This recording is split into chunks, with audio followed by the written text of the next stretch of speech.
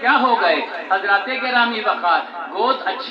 گود جب اچھی ہوگی تو اس گود میں آنے والی چیز بھی عمدہ ہوگی. اپنی گودوں کو بہتر بناؤ. بس چند منٹ آپ کی توجہ درکار ہے. پوری تقریر کا ماحصل میں لے کے جانا چاہتا ہوں. حضرات گرامی وقار، نبی کا غلام کیسے ہوتا ہے، مصطفیٰ کا غلام کیسے ہوتا ہے، آقا کا دیوانہ کیسے ہوتا ہے، حضور کا چاہنے والا کیسے ہوتا ہے. ایران کی مہم پر حضرت سعد بن ابی وقاص ہیں.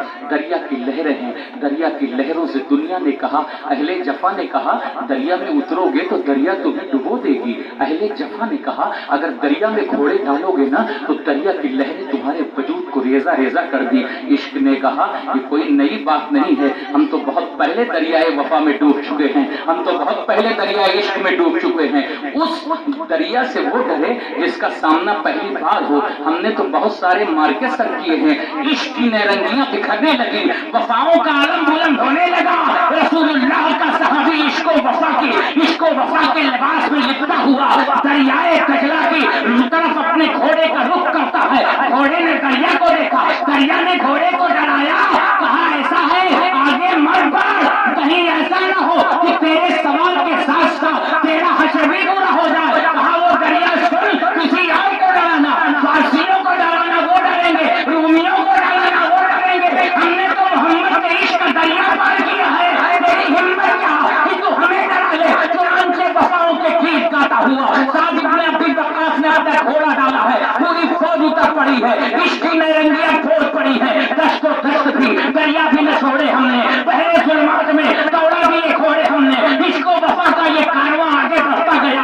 ایرانی تو کہتے تھے کہ یہ پار نہیں ہوں گے، وہ کہنے لگے دیوا آمدن دیوا آمدن، یہ تو دیو آ گئے، یہ تو دیو آ گئے، یہ تو دیو آ گئے. حضرات گرامی وقار اب جو واقعہ دینا چاہتا ہوں اس کو سننا. جب پورا لشکر پار ہو گیا نا تو پار ہونے کے بعد ایک مجاہد نے کہا تھا حضور ایک بات کہوں. کہا کیا؟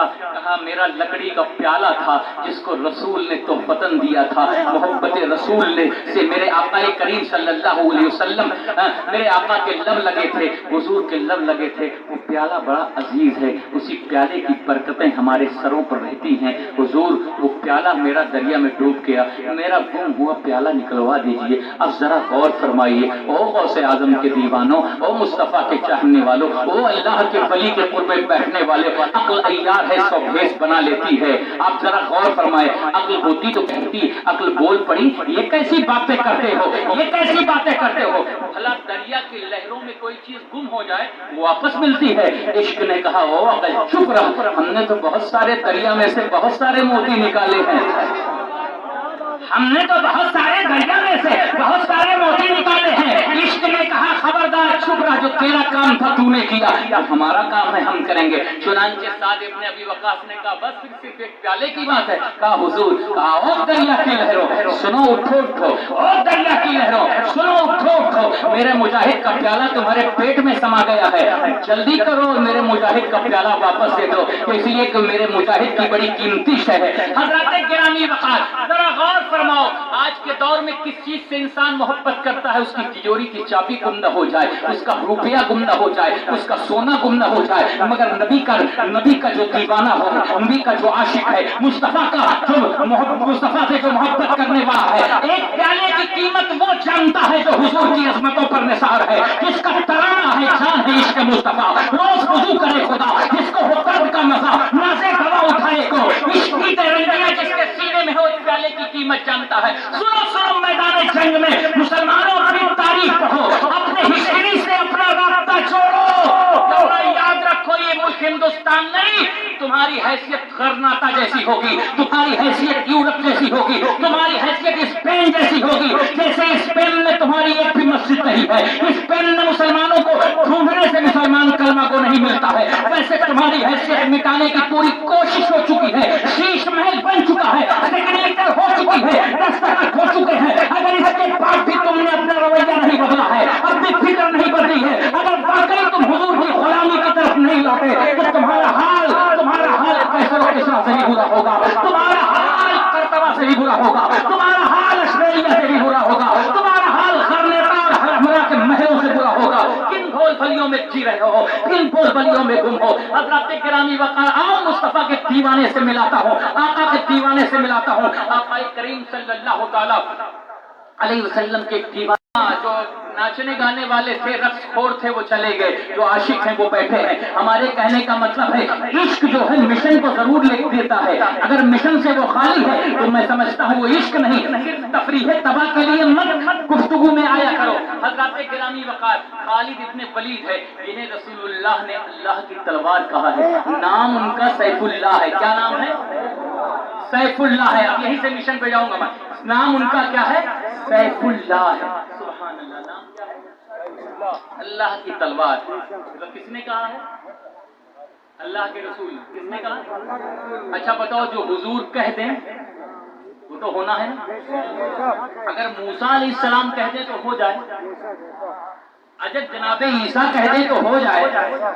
हमें जिसके सदक़े में हुस्ने यूसुफ मिला, जिसके सदक़े में हजरत याकूब को फिक्र मिली, जिसके सदक़े में मूसा को यदे बैजा मिला, जिसके सदक़े में तूर की तजल्लियां मिली, बेदर शाह ने इसी बात पे कहा था, कारी इकरार जमाली साहब, कि बख्ते जमाले जार ने रख्ते सुकून जला दिया, खाने दिल नवाज ने अर्शे बरी हिला दिया, दिक्तो किया करीम ने बख्ते जमाले जार को, तूर का क्या कसूर था, तूर को क्यों जला दिया, बेदम तरीब शीश का छोड़ा न तो है तूर को, बल्कि जमाले शम्मरू जिस पर गिरी जला दिया। हज़रत गिरामी वक़ार, बात किसकी नहीं है, आगे चलिए, नाम उनका खालिद है, अल्लाह की तलवार है। हजरत खालिद इब्ने वलीद रूम के एक मार्के में आपने लड़ाई छोड़ दी, और छोड़ने के बाद तलाशने लगे, कहीं घोड़े के नीचे देख रहे हैं, कहीं दाएं देख रहे हैं, कहीं बाएं देख रहे हैं, कहीं इधर देख रहे हैं, कहीं उधर देख रहे हैं। सहाबा ने पूछा, खालिद क्या तलाश कर रहे हो? कहा, अपनी टोपी तलाश कर रहे हो।